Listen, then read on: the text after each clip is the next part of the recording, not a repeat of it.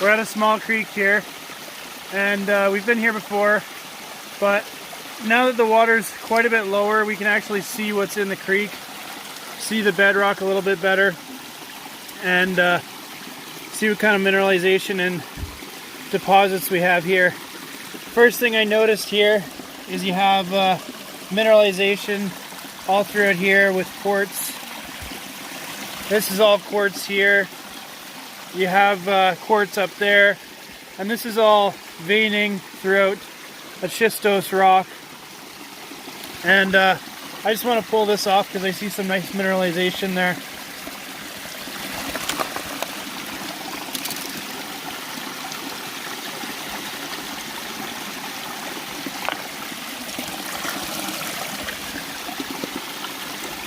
One of the really interesting things about this quartz and mineralization is most of the mineralization is actually found where the quartz contacts your schistose rock.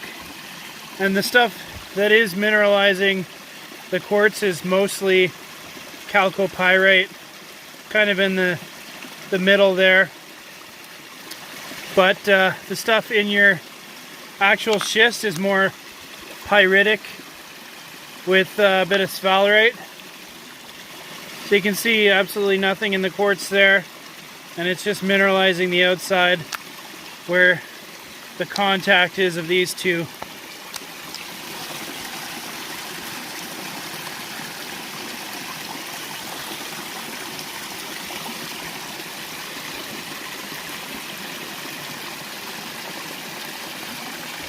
About 400 meters up from this little treat area here is where we've explored to, and we've found multiple areas where there's the same mineralization, same quartz veins.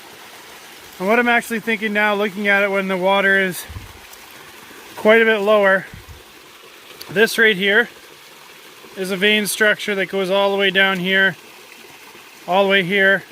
It's exposed in the wall here, this wall here, down into here, and this pretty much goes down another couple hundred meters. So what I'm thinking now is that this is actually just one giant vein structure, and you just have little bits peeking out at surface along this fault. Down a bit lower now, and you can see the vein continues along down here, all through here, continues up the sidewall here, and this is where we have some pretty nice mineralization in here of solid sulfides. This is basically solid sulfides all the way in here. Along here you have some really nice chalcopyrite in here, which is showing values at least 20% copper with some good gold and silver. Well, let's pull a couple samples from here. So our first sample comes from right down there. Our second sample comes from right here. And our third sample comes from right there. And we're going to pull a fourth one from right up here where the vein's also exposed. This is the first sample here. You can see the quartz with chalcopyrite. It's another part of it right here. And this will probably run you about 20 to 25% copper. A couple hundred grams per ton silver, and maybe 5, 6, 7 grams per ton gold. The second one right here, very similar to that. You have some really nice chalcopyrite. Again, your grades will probably be similar based on the tests we've done.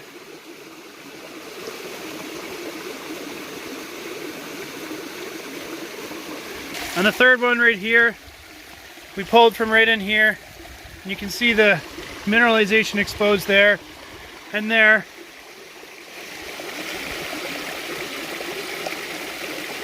This is a little bit more pyritic, but you're still going to get values that are exceeding 5, 6, 7% copper.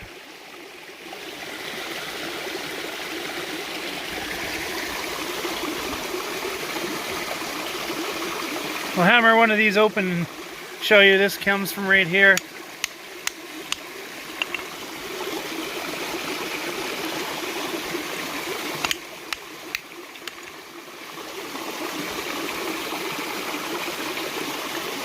So some nice samples right there.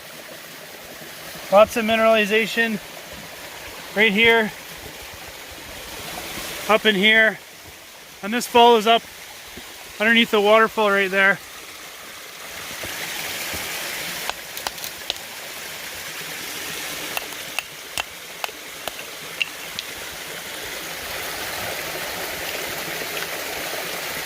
Decent amount of copper sulfides. And another thing we noticed, right at that waterfall, it's exposed right in the middle too.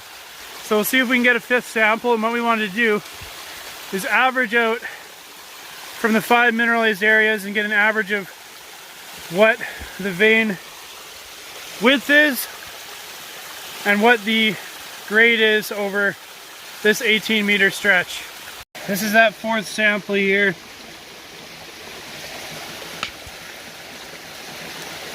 Really nice here.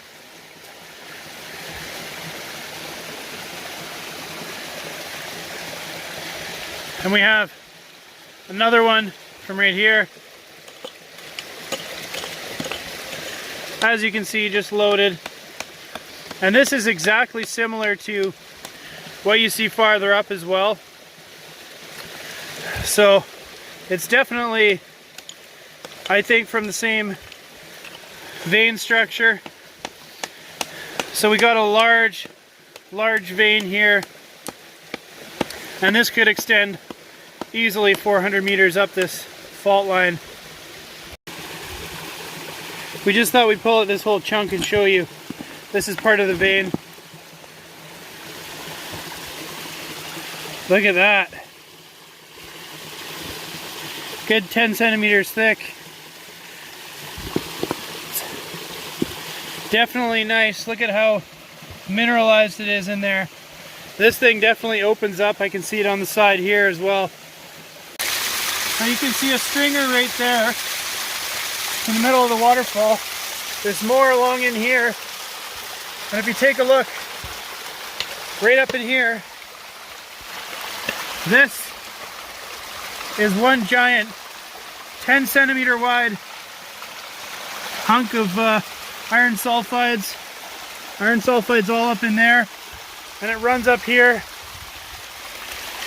can see it all in there as well. So this definitely does continue farther up to where the other stuff is that we've been finding.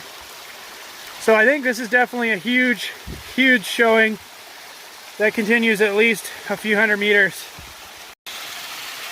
So this vein is still exposed up here, going all the way along the side.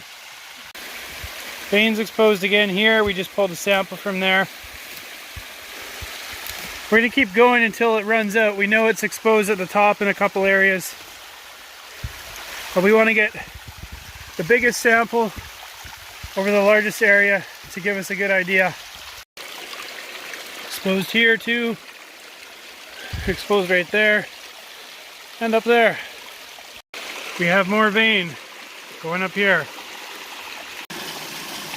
And we're back to the original spot where we started, where you have your mineralization outside of the quartz in contact. This is definitely part of the vein structure as well. And this definitely continues up. You can see the quartz and sulfides all in there. So this is definitely a large vein. And we've chased it up there as well, so it's about 370, 380 meters long that this is exposed over. So we got about 13, 14 samples today. So I'm going to calculate them all and we'll get a final result. Hope you guys enjoyed the video. That's it, we're out of here. Thanks for watching. See you guys next time.